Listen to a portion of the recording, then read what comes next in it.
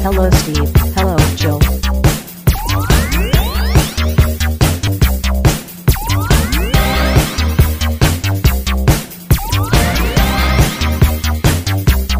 It's time to game classy. All right, Steve is online. He's muted as normal. I heard recording is in progress. Yes, welcome to Catastrophe, the only hairless Sphinx cat-related podcast on the internet. I thought I was guest starring on Kitastrophe, which is the long-haired Persian cat podcast. Oh, see, I thought Catastrophe would be about Game of Thrones star Kit Harington. Ooh, or the car from Knight Rider. Oh, yes. I'm sorry, Michael. Mr. Feeney. Mr. Feeney, that's right. I totally forgot it's fucking Mr. Feeney. He was Mr. Feeney. He was also George. He was also John Adams in the movie and theatrical run of the musical 1776. I don't know. I don't know what that last part you lost me on, but I was with you until then. You don't want to talk about Broadway with me because you know how much that our listeners love it when I talk about Broadway musicals. Well, so here's the thing. I don't have anything particularly against Broadway or Broadway musicals. I do not oppose them on moral grounds or interest grounds. I simply just do not know a fucking thing about Broadway musicals. And that's what you're here today for, Steve. You're here to learn. This is an intervention. I see. Today we're going to talk about Leah Michelle's return to Broadway as Fanny Bryce, replacing Jonah Hill's sister and Funny Girl. Yes, there you go. Anyway, welcome to Game Classy. I'm your host, Joe, and with you is my co-host, Steve. Hello. I probably haven't done that in like 7 episodes, so... Don't you do it every time? I think I do it every time, but I've done it so many times that I've lost track. Saying welcome to Game Classy has lost all meaning to me. I see.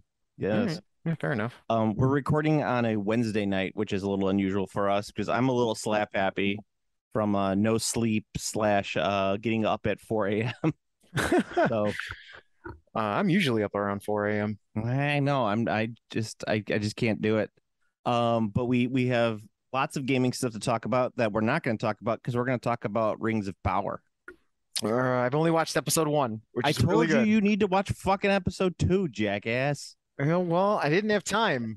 This week is a fucking catastrophe cataclysm of shit coming out. It's is it a catastrophe like our Hero Sphinx podcast? Yeah, it's fucking bad. There's like basically like every manufacturer decided to dump an absolute ludicrous amount of product all at the same time, releasing in the same days, and in a fucking week where we weren't working on Monday. It's the British. I blame the British. None of the companies that I'm referring to are British nor based in the UK.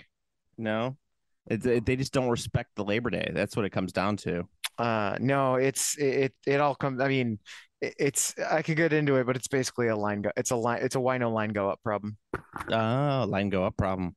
Yeah, a classic. Like, because a lot of my obviously my customers are like, hey, how come the manufacturers dump all this shit at the same time? And I'm like, do you understand what a quarter is? Oh, it's the end of the quarter. It's the end of the fiscal year, isn't it? Yeah. So they dump an absolute shit ton of product, and they all dump it at the same time, so they can all have line go up in their books around the same time, because everyone wants to make money around the same time. Because apparently, just making the money is not okay. You have to make the money in certain time windows as well to make line go up further.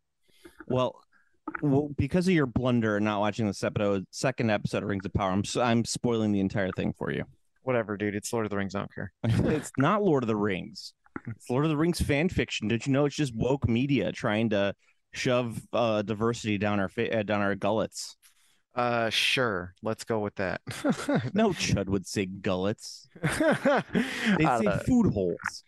I don't know. Like so far every criticism I've seen, like again, I'm not even joking. Like literally every criticism I've seen about the show so far is it has black people in it. That's literally and like I'm not being ironic or in any sort like every single criticism I've seen boils down to they mention nothing about the story. They mention nothing about the acting. They literally complain that there's black people in it. They have nothing else. So my only assumption is that it's great as long as you are not fucking offended by seeing black people on your TV screen. I mean, maybe.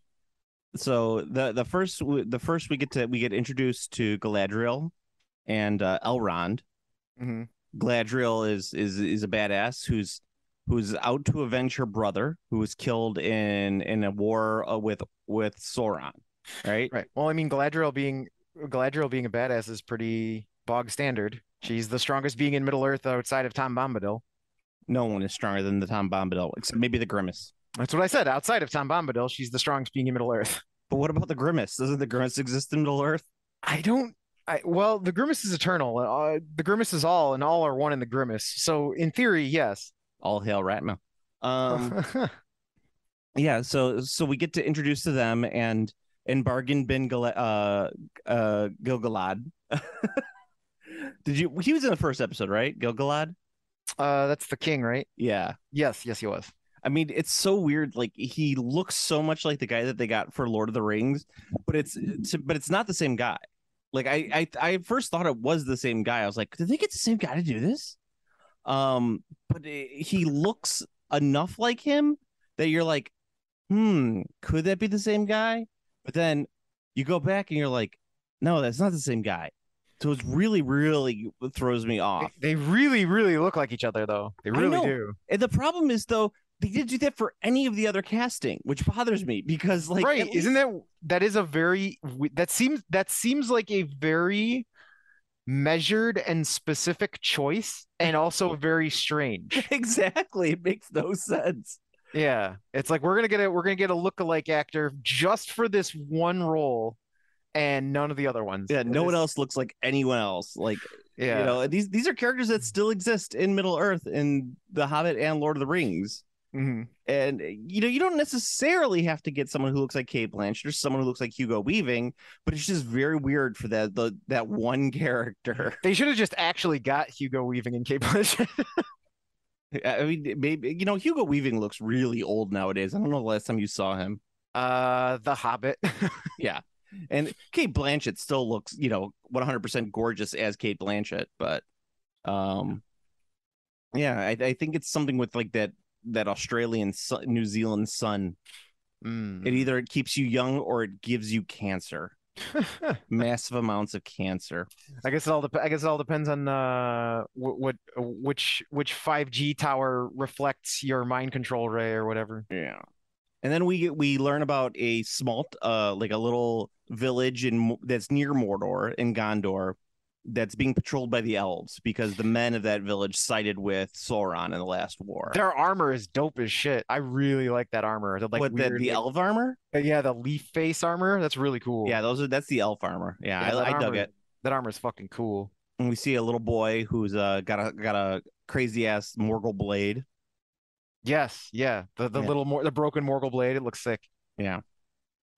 And then because there's an elf who's like in love with this human girl there, very Tolkien-esque, Mm-hmm. Yeah, the unrequited thing. Yeah. Well, I mean, with Tolkien, it's always about the elf that falls in love with the human, or the human that falls in love with the elf. That's true. And then the one they complain about where the elf falls in love with the dwarf in The Hobbit, which everyone complained about, and they said that wasn't like Tolkien. And it's like, are you kidding me? It's in all of his shit. There's always like a star-crossed lovers thing in everything Tolkien writes, because that's like a classic part of like all of the literature that he aped from. Like there's always the star-crossed lovers thing. I was more upset with that because it included Evangeline Lilly, who is like a crazy person. So that's what I heard. Yeah, like, she's nuts. She's goofy in the head. Yeah, that's what I heard. You fell for her all those years ago and Lost, and now it just turns she's a. See, that's the thing. I never watched Lost. How you never watched Lost? That was a cultural phenomenon. I've never seen a single episode of Lost. Not a single episode. Well, I will say the first season of Lost is one of the greatest seasons of television ever. Ever. It's better than peak Seinfeld. Whoa, that is a bold claim. Although it is pretty hard to compare a drama to a sitcom, even at peak levels for both. I've tend to find that on my Seinfeld rewatch, almost every season there's like probably like 6 episodes that stand out, Yeah, there's always some gold. Yeah, there's like 6 episodes that are decent that you remembered being funnier than they actually are, and then like the rest you're just kind of like meh. But it's Seinfeld. It's great. Yeah. Like it's great. Anywho, yeah, and then we also get to meet the hobbits. The hobbits. They're going to Isengard. Yes, they're called like Harfoots or something. Yeah, They're the not... Harfoots. Yeah. They're like a weird gypsy band of I can't or Roma band of hobbits. I don't think so because they're not. They don't actually seem to Well, be mobile. They just are hidden. Well, Like in the second episode, they talk about migrating.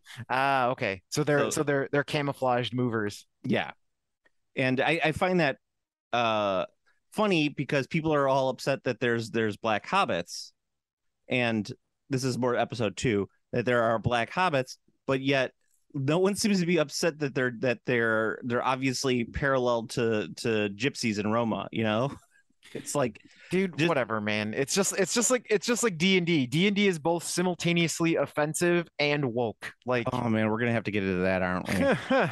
I don't want to. I don't want to either. I'm just gonna say, if your thing is if I see a bunch of people saying this is woke and then a bunch of people saying this is offensive, I'm going to sidestep that discourse. I'm just gonna be like, okay, y'all have at it. You two sides fight each other. I'm good. I will continue to play Total War. Thank you.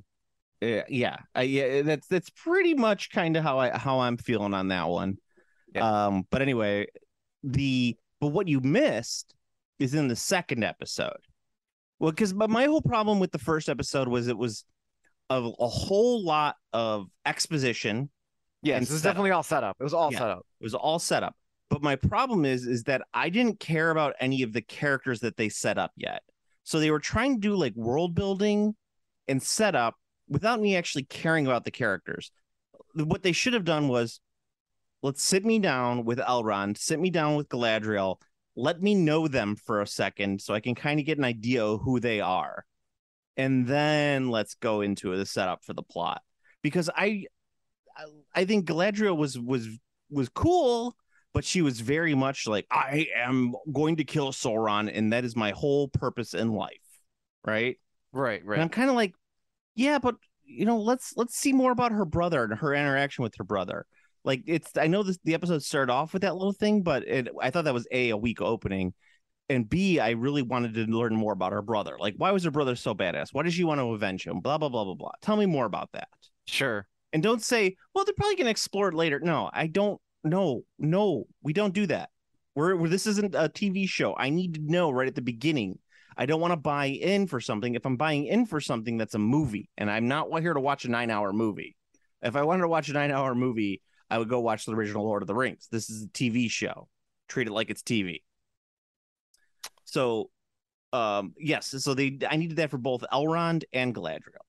Like, Elrond's talking about like, Galadriel's my best friend and blah blah blah. Never see an ounce of that on the screen. I need a little bit more. But in the second episode, Elrond is working with Celebrimbor to make the rings, right? Yes. Okay. So Celebrimbor is like, I need this giant furnace. And it kind of looks like one of the towers from Shadows of Mordor, which made me giggle a tiny bit. But he's like, but you're going to need an army to put that together. And Elrond's like, I have someone who might be able to help. So he goes to visit the dwarves, right? The dwarf part, the best world building, the best character building in the entire series so far. And only 2 episodes in. Nice. The dwarves are exactly like you want them to be. Elrond is like brought in. It's very Wizard of Oz, like nobody gets in to see Durin, not know how. They bring him in, and Durin's all pissed at Elrond. Elrond doesn't know why. Durin walks in, and everyone's chanting like, Durin, Durin, Durin, and then Durin stops them by raising his fist and just says, Khazad, and everyone else says, Doom. I was like, yes, this is exactly what I want.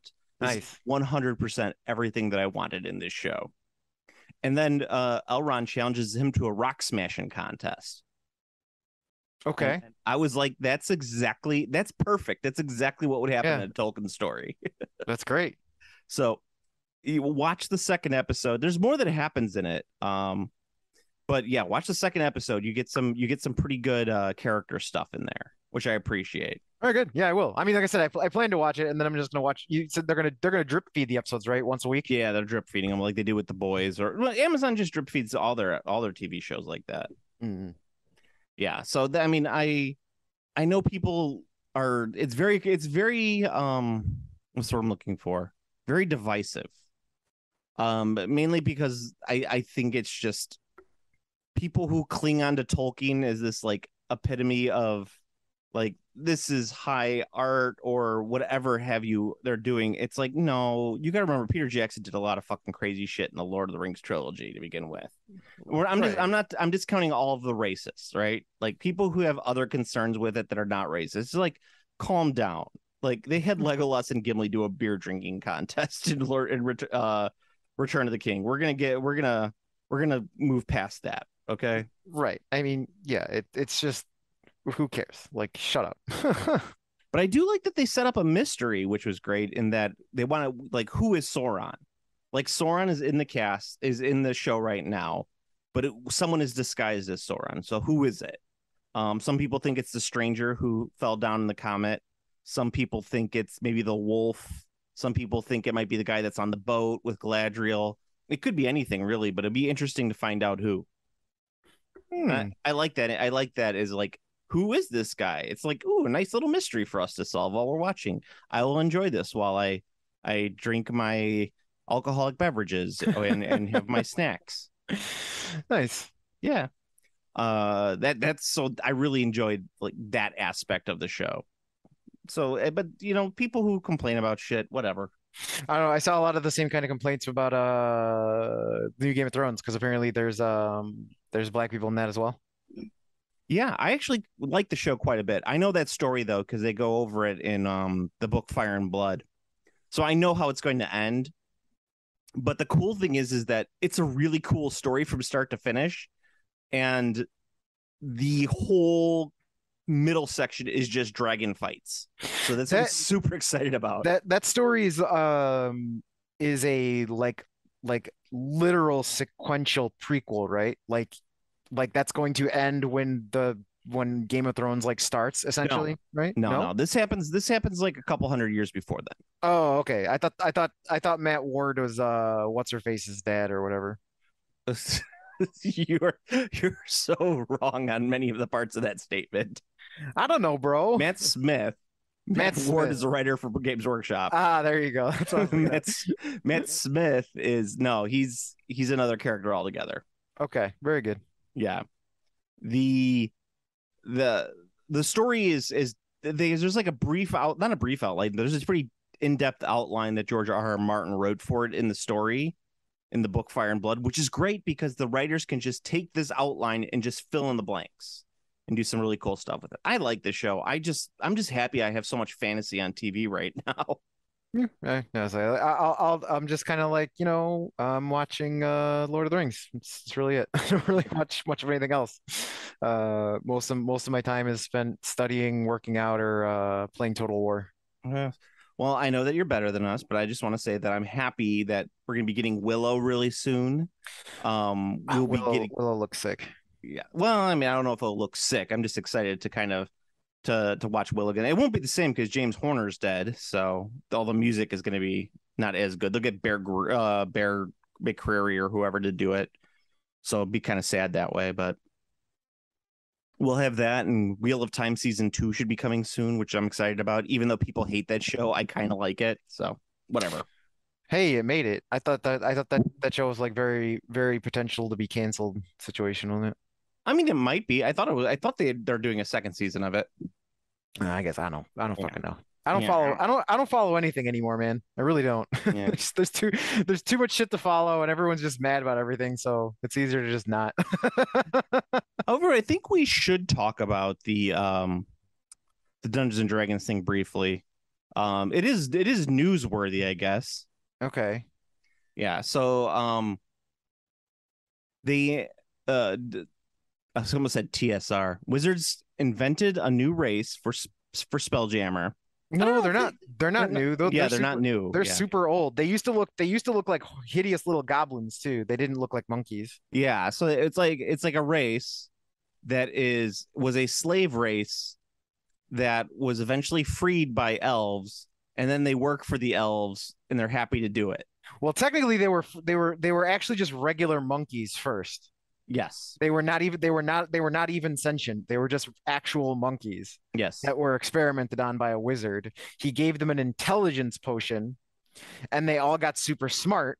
And then they were enslaved by this wizard, and the wizard was a dickhead. And eventually, elves the elves were like, hey, this dude is treating these now sentient monkey people who don't look like people at all. They just literally look like monkeys. They're walking, talking monkeys. So like it's like in the episode of The Simpsons, they're like, we're gonna tell everyone that the monkeys we sent to space came back super intelligent. And he's like, no, I don't think we'll be telling them that. It's just a monkey on fucking skates. That's what these are. They're called like T-bows or something. T-bows. I don't know. yeah, something crazy like that. So they revolt, and with the aid of the elves, they overthrow and kill this wizard. So the wizard is dead, and now there's this race of sentient monkey mans who are like, yeah, we're like sentient monkey mans now, and we're magically altered, so we're a new species, and we're gonna work for the elves. And then like they become pirate sailors and shit. I don't know. Yeah. That is the TLDR of their storyline. Yes, and people could see the obvious parallels between them and slavery in America, and it caused quite a stir. And of course, when you have someone who's like complains about it, there's going to be, of course, people who are like, no way is it that, like immediate knee jerk reaction to defend the billion-dollar company. And then but then Wizards came out and they apologized for it. Which I found was very interesting that they did that. They also are not. They're going to omit them from future printings of the book, and Yes. they've removed them from the digital content. Yes. So Hadozi. They were from D&D in 1982. there you go.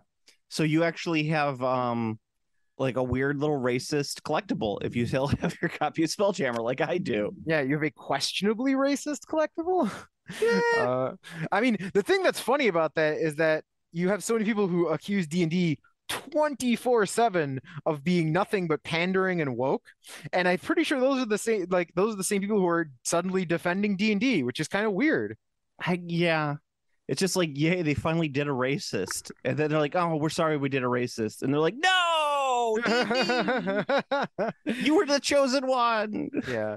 I know there was someone actually pointed out something that was they said like there was like the forced experimentation narrative was pretty bad taste. Oh, yeah. Okay. I mean, like, look, Tuskegee experiments, etc. Exactly. It's like there's a lot that you can draw from it. I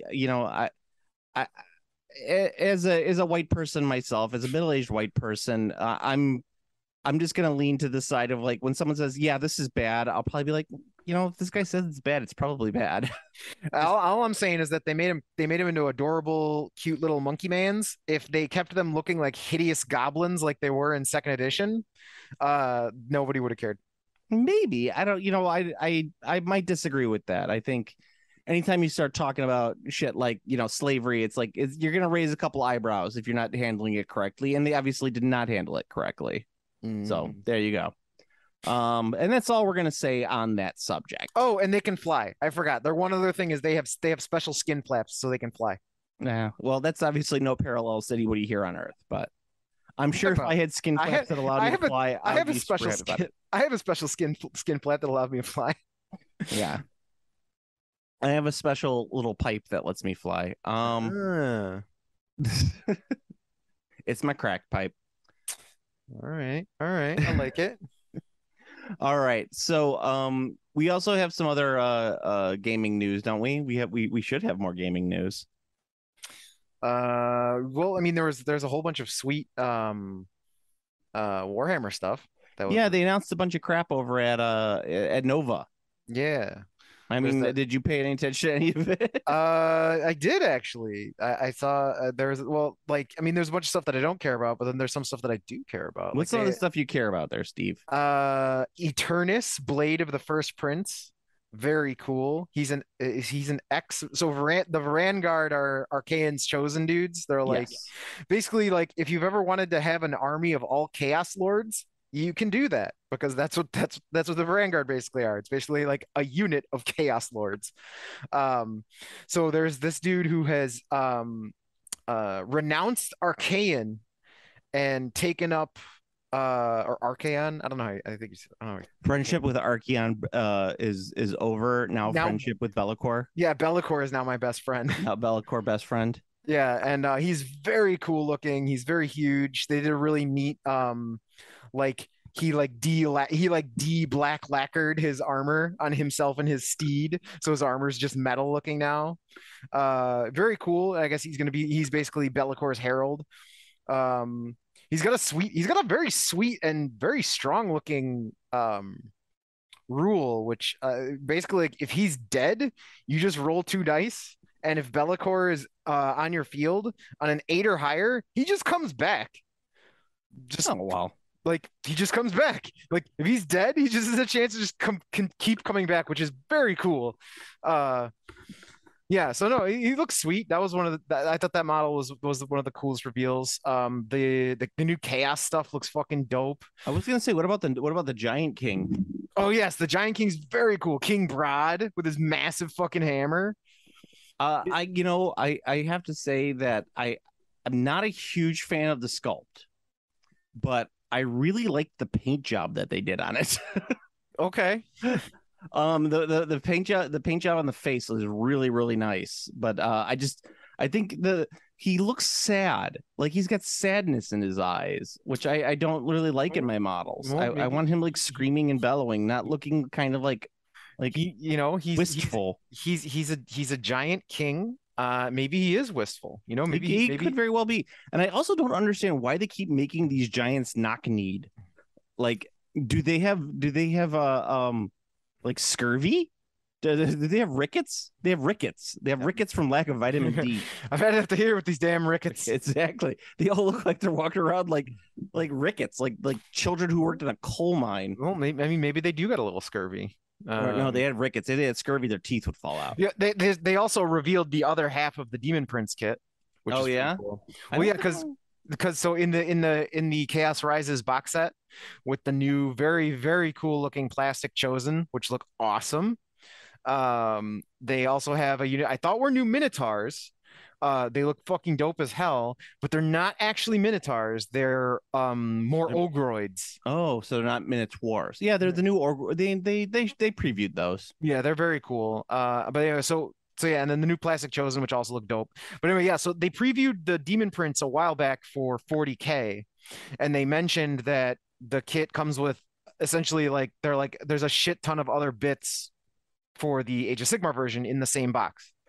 But we'll reveal that later. So in this reveal for this box set, they revealed the Age of Sigmar Demon Prince, who looks fucking awesome. He looks very cool.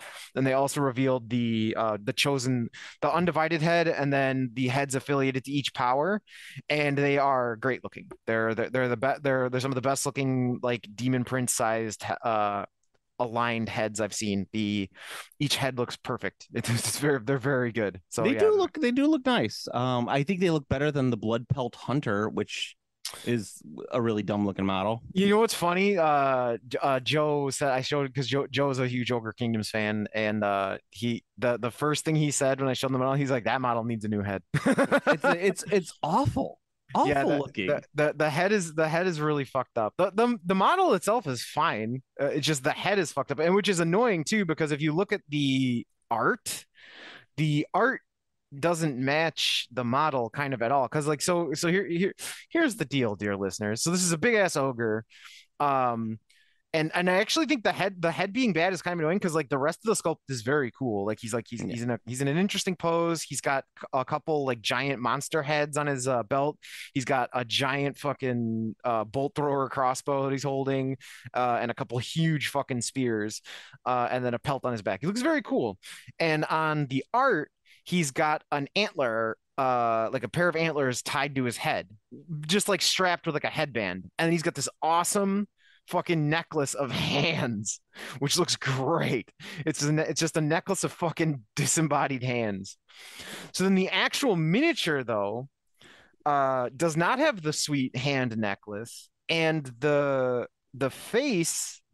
So he has a different set of antlers on his head. They're very small. They don't look like the moose antlers that the art has. And also the straps, instead of being a headband that just clearly are designed to have the antlers strapped to his head, they're like going over like, I don't know, 50% of his face. Yeah, it's like the sculptor like would just like looked at the artwork and like took all of the wrong things, like even made the teeth obscenely huge, which they don't need to be. Yeah, he's got regular sized ogre, like, or he has proportional teeth in the art. And the funniest thing of the whole thing is that the ogres already have a wonderful hunter kit with the Hrothgar, whatever his name is, from Underworlds. That ogre hunter team is amazing. I love that model. It looks great, and it looks 1,000 times better than this model. And then I just don't understand it when you have a good model, and then they're like, no, we're not going to use that model. You're going to use this model. Right. Well, I mean, that's because Hrothgar is Hrothgar. Yeah, I know. It's just, if I was going to have an Ogre Kingdom army that needed a hunter, I would use that model instead. Yeah, and just say this is my hunter. Yeah, I think that is, I would be very, very surprised if that wasn't what people were already doing. Yes. Also, what was released, they showed all the corn stuff, the corn berserker stuff for the corn codex. Oh yeah, for 40K. Codex World Eaters. Thank you for yawning on microphone, Steve. I really appreciate that. You brought up 40K, and I was just I was so fatigued. Looking at the berserkers, I just can't help but say, yeah, that's a thing. that's a berserker right there. They look like everyone was hoping for the updates from the old whatever 3rd edition 40K plastics that have been around forever, and this just kind of looks like, yeah, they look like almost the exact same thing. I mean, they look good. They're good, definitely better. Like there's more details. The heads are cooler. Listen, everybody I talk to about them does the exact same thing. Their voices just go up, and they're like, yeah, they look good. No, like everyone said does that. They're like, yeah. I mean, but that's the thing. What can you like? It's just one of those things where like, what can you say to like they look correct? You know, when you have something that's solved, like the only things that you can really do is like when you have a visual design that's solved, there's only so much you can do to like improve the kit. And I think that's what they did here. It's not exciting because it just seems so much like, yeah, that's correct. Like you've updated this kit and you've updated it properly. That's really what all it is. It's so, you know, like I don't know, I'm not like hyped like, oh man, the corn berserkers look so much better. It's like, yeah, they do look so much better, but like it's just like the Leman Russ. Like the only thing you could do to improve the Leman Russ is make the actual kit less of a fucking pain in the ass to assemble. No, they'll never do that. They'll never. I'm not saying that they will make it more of a pain in the ass to make it less of a pain in the ass. I'm not saying that they would do that. I'm just saying that like you can't improve that kit, like the Leman. You can't improve like the Leman Russ profile. It's like that's a Leman Russ. So you look at it, it's the Lemon Russ. It's the Lemon Russ. I want to talk about one last thing before we gotta split the cast again. Did announce that the Lucidian Star Striders and Gellerpox infected from the Kill Team box. Remember the Rogue Trader Kill Team box? Oh yes, yeah. The Gellerpox were super hard to get. Yes. Well, the secondary market all like took a collective shudder when they announced that those were coming back, because those were like some of the most expensive models that were coming. They were like on the resale market. Yep. And they were like, no. I bought all those boxes to split them up. I actually have a box of them here, but yeah, people were very, very upset about that. Well, I mean, good. It sounds like the right people are upset then. All right. Well, we're gonna stop the cast here and then come back in just a second. Cool. Yeah, I'm gonna go pee.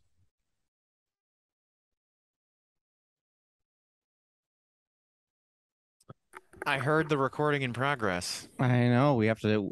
For people who are worried about Steve saying that every time, it's because I've forgotten so many times. We will make sure that we don't forget. We will make sure that we don't forget.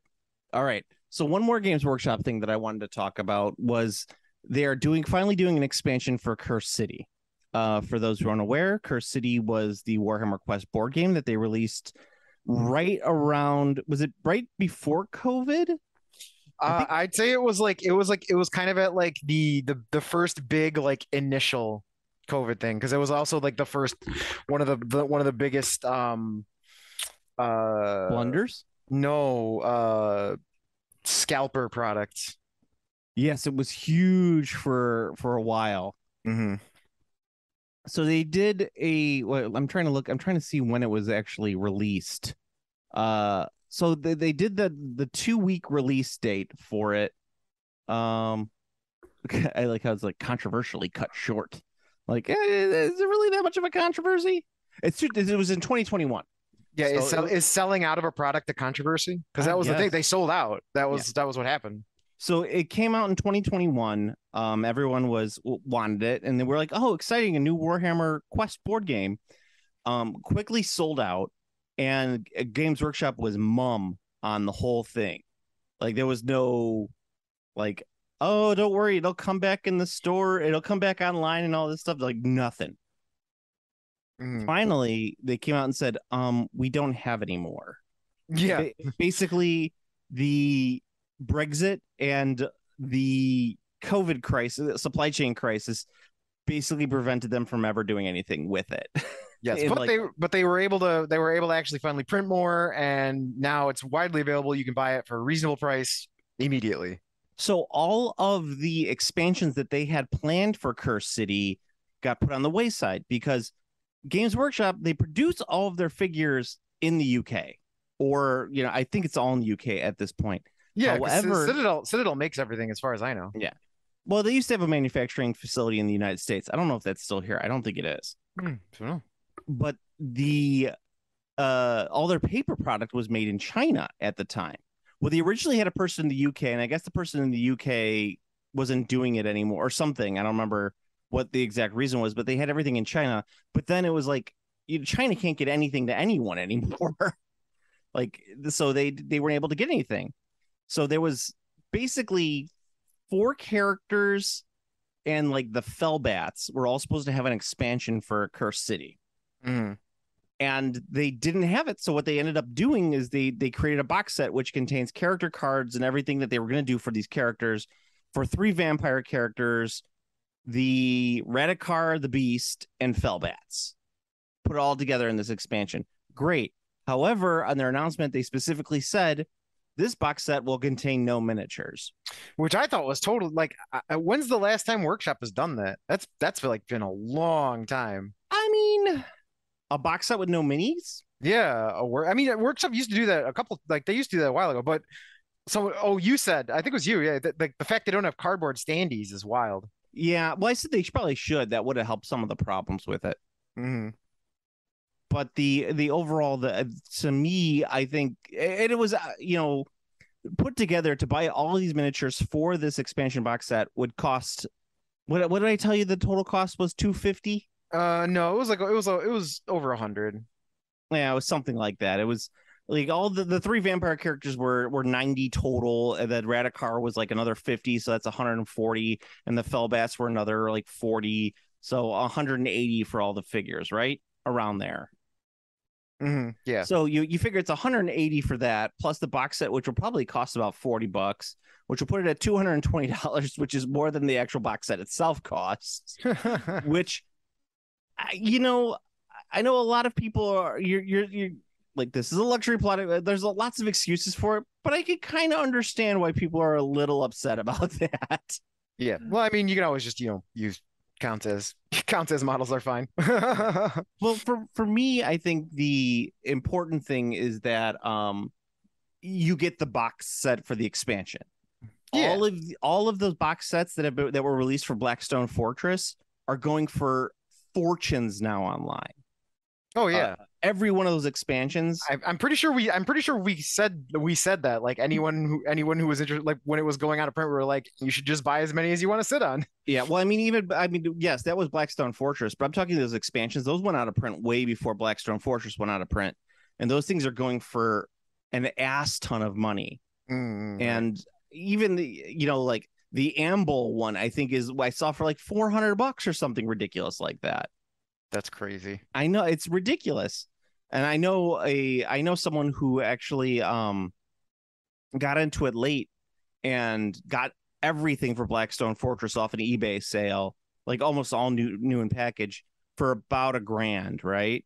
And it's like that's a deal. That's a steal right now for that. Which is crazy. I know, but I mean, you think about it though, it's a nice compact game though. You could get a lot of use out of that game with all of the expansions added to it. Oh, I know, for sure. I played Curse City this weekend with some friends, and we were just playing the basic stuff, and I forget how fun that game is. It's been a while since I played it.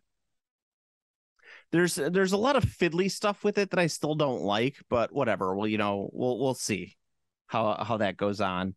But yeah, so that was the other big Games Workshop controversy, and it's really fun to watch it because much like Lord of the Rings, where every like a Ring of Power, where every forum and subforum are like, okay, guys, we have to ban people who are talking about how they, don't like this because of the black characters.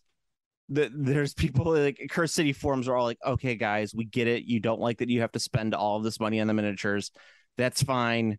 You could leave the board. You could quit playing the game. I just don't want you to complain about it anymore. Right. Yeah. It's like, okay, go away. I mean, seriously, people are just sighing about it. Just like, oh. And Rings of Power, people are complaining because Amazon suspended, negative reviews on it.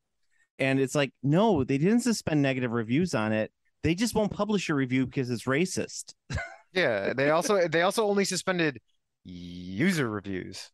All of the reviews are available. So did Rotten Tomatoes. All of the reviews are widely available. All of these sites that have reviews and non-user based reviews have published all of their critical reviews, and they've all stopped user reviews because the user reviews are all just full of racist review bombers. Yeah, exactly. It's like they blocked my review. Your review is racist. It was okay. It was.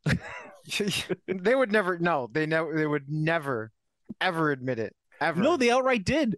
They said they outright said many we're not blocking reviews. We're just blocking reviews that go against our terms of service. Oh no. I was saying that the racist person would never admit that what they said was racist. Oh yeah. That's true. That tracks. That tracks. Yeah. All right. So any other gaming news that we should talk about? Yes. One last there's a steaming hot news. We just got this message to us. One of our listeners, a longtime listener, has done a little comedy tabletop RPG. It looks cute and fun. It's called Hell Inc. The RPG. I just linked it on the Facebook page. It looks good. You make a swift little character. There's a flow chart on how to play. It looks very funny. It looks good. I think lighthearted comedy RPGs that have fast brewing characters and very quick play are actually an extremely useful tool in your DM arsenal for when you have the inevitable the 5 players all said they would be there and only 4 of them have shown up and no one can get a hold of the 5th player because he went on a bender last night and has just passed out for the night and he's not coming. Yeah, that tends to happen. Yeah, so having a game that's like a short, easy play like this, it's indispensable. Absolutely indispensable to have because when you have, the majority of the party looking to play a game, no one wants to be like, I'm going to just generate a complicated 2d20 or d20 character and do all this background shit. Like if a bunch of people need to reference the core rule book for 20-30 minutes to make their character, you're not going to get that done. Everyone will make their new characters and then it'll be time for everyone to go home. Oh yeah, I mean that's character creation, not fun. Yeah, I mean, there's a reason that most people do it before the game starts, or the DM just hands out pre-made sheets.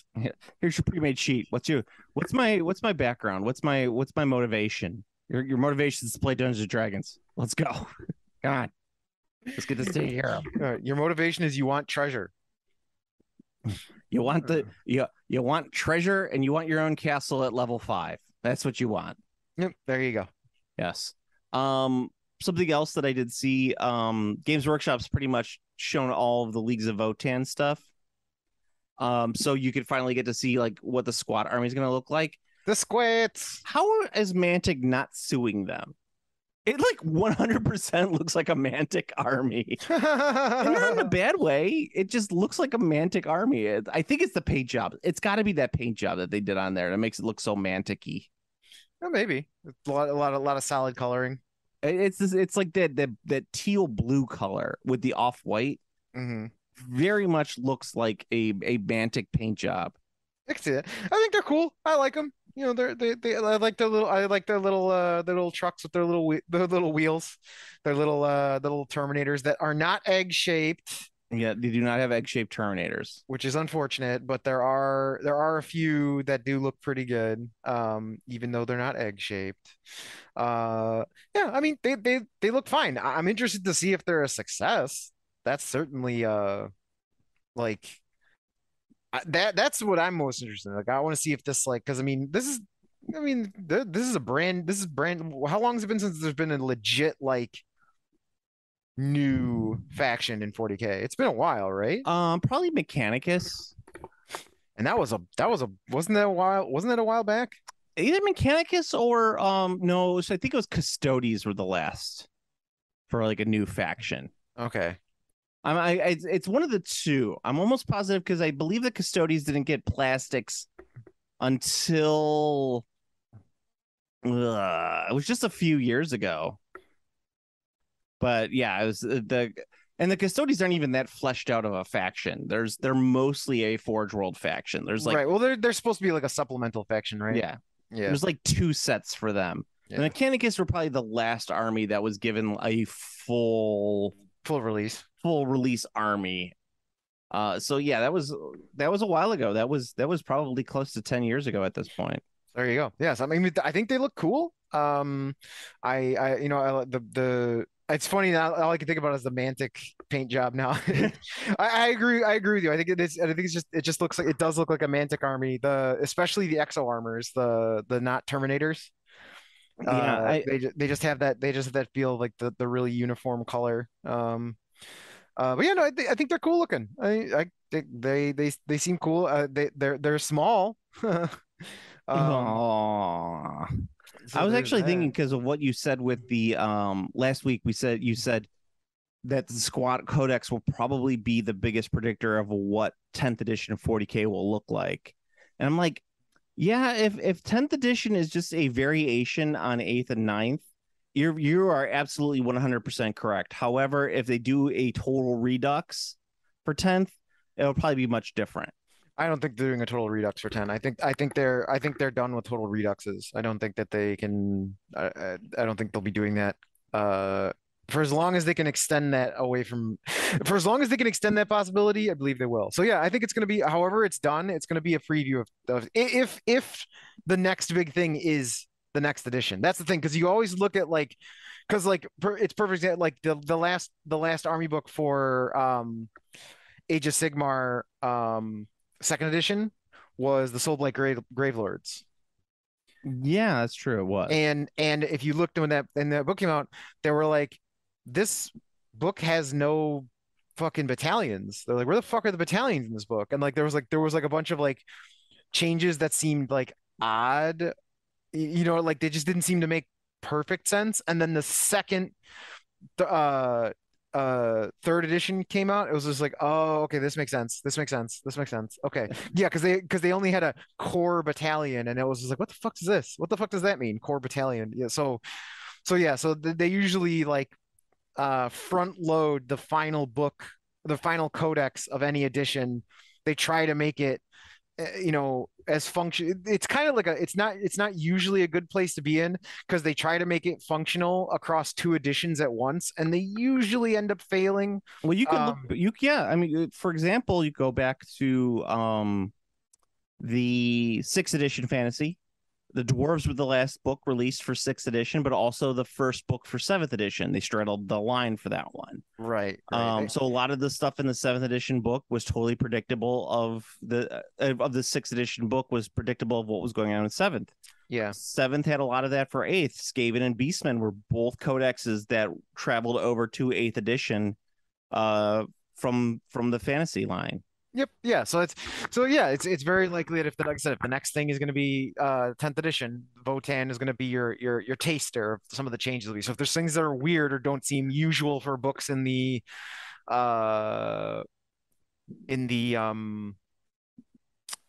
stand, like if they don't seem like a standard operating procedure in terms of books, that's going to be why. And I said that's just my guess, because that's just how they operate, and I don't think they're going to change like randomly. No, you don't think they're just going to change randomly? I don't think they're just going to suddenly be like, yeah, we're just going to be totally different now. It'll be interesting to see, because I know that there was a drastic shift from 7th to 8th edition, which is why they released all of those books for 8th edition right off the bat, because none of the 7th edition codexes would work for 8th edition. Right. Like even remotely. So, that was like I said, that was the last big redux, and they don't want to keep doing a bunch of like, here's another giant redux. Here's another giant redux. That's why, one of the reasons that they're doing the general's handbooks for Age of Sigmar is because, they're trying to keep the game as like workable and even-handed as possible, which I mean, I think for the most part they're doing a really good job. Like honestly, with Age of Sigmar, like I said, I can't speak for 40K, but like Age of Sigmar seems pretty good. Like yeah, like there's still, there's top tournament armies, but I don't think that they're like they seem to be really hitting the worst pain points pretty effectively. Like one of the worst pain points in the current tournament meta was everyone was taking the shoot cast list, where you took 2 units of the giant crossbow guys, the long strikes, and then you just give them the command to double shoot, and you would just delete shit basically before the game started. And like it's not really fun to play against, it's not really fun to play, but it's very effective. So the dudes who just want to win, like, use it obviously because they're like, yeah, it's gonna let you win. They nerfed that super hard in the most recent update. They're like, they just straight up were just like, so here's the deal, you actually can't give this command to these units that have been reinforced. They just straight up gave it an actual targeted nerf, which is really cool. That's something that was never common for Workshop. They would never do targeted nerfs like that. Before they would always just be like, yeah, we'll fix it when the new codex comes out. Yeah, well, yeah. So they're doing a pretty good job, I think, of like, it doesn't seem like anyone is talking about like the metagame being toxic, which is where you want to be, because like there's always going to be the best lists, there's always going to be top tier lists. There's going to be some armies are going to shake out and be shitty, some armies are going to shake out and be too strong, and then some armies are going to shake out and just kind of be in the middle. That's fine as long as nothing falls into the toxic level of way too fucking strong. You're good. Like that's all you can hope for with any game. Like there's not a single game you can point out. Like anyone who tells you that, oh, this game I'm playing is balanced, they're a fucking liar. There's no such thing as a balanced game. There is not a single game that is balanced. There's only games that are reasonably balanced or well balanced. There's no such thing as an actual balanced game. So it's just like how balanced, and I know 40K has apparently been pulling out of its issues as well, from what I hear. Again, that's secondhand. I don't directly follow 40K, but supposedly it's been pulling out of its tailspin where it was having an issue with toxic top tiers. So like that's the difference. It's like top tier armies are always going to happen, just like top tier anything else is going to happen, but you can't afford to have a toxic top tier ruin your game, because that's what actually kills your game. Having something that's top tier and fun to play, no one will ever care. All right then. That is from the mouth of Steve himself.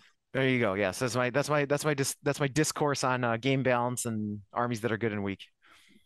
Yes, and we will see how 40K will deal with a new edition next year when it actually drops. Far from where we're talking right now, where we should be talking about the here and the now, but instead we're speculating on something that's even rumored to come out. Yeah, speculating is more fun. Speculation is more fun. So aside from that, Steve, do we have anything else we need to talk about? I don't think so. Yeah, I think we kind of hit everything. Not super what's the word I'm looking for? There's a lot to talk about, but it's like a lot of nonsense stuff. Yeah. Yes. I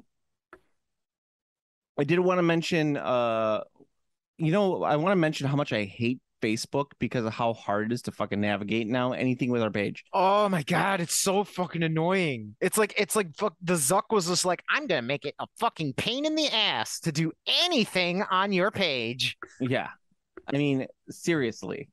It was Ashley though who did throw us about the D&D album. I wanted to give my shout out to him on that one. Nice. Hey. Yes. And I did want to throw out something for CH West who listens. He's been playing talking about Silver Bayonet. And that game looks cool as hell. I just wanted to throw that out there. Have not played it yet, haven't even looked at the rules, but I just kind of like the idea of it. Like The fuck is Silver Bayonet? Silver Bayonet. It is a quasi historical fantasy game Okay. where it's like Napoleonic troops, but there's vampires and shit. Oh, that's cool. Yeah, I mean, to say it's cool is stretching it a bit, but it's for nerds. It's kind of neat to be. Well, yeah, into. I mean, cool subjective. Yeah, the models are very, very old school. Like you look at them and you're saying, how in the hell did these get made in this state? Oh, there's like goblins too. Yeah, it's all the monster stuff. It looks like a fun Halloween game. Let's put it that way. Nice. Yes. So go to our Facebook page. It's Game Classy Podcast. You can talk with us there, and we'll maybe hopefully see your post because the Zuckerberg hates any sort of commerce going to that page. Yeah. You can follow me on the Instagram. I'm at Game Classy Joe. You can follow Steve on Twitter. He's at command_throw. Correct, Steve? That is correct. All right. I know I'm getting it finally after 270 episodes of this show. You did it. Now what I gotta do is I gotta update my Twitter and change my handle. No. Yes. It's actually @_command throw. God damn it. Actually, Steve owns all of those. He has @command_throw, @_command throw, @command throw_, Big Bong 69. Any ones I'm missing?